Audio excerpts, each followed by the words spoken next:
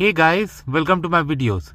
So guys, today in this video I'm going to show you how you can take your dash cam off or how to remove dash cam from your car. Okay, the very first thing you are going to do is going to unplug it. Okay, you don't want it to be plugged when you do. So for me, this particular portion, like this is like my rear camera that has been damaged. That's why I'm replacing it.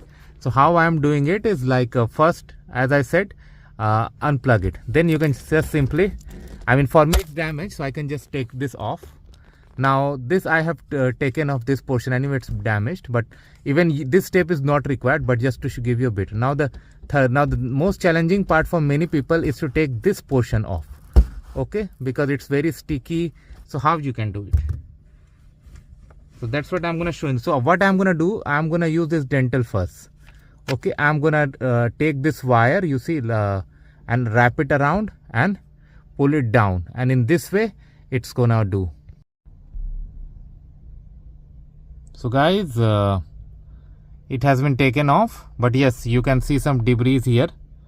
So this can be fixed, it's not a problem. Like what we are gonna do, we are gonna use some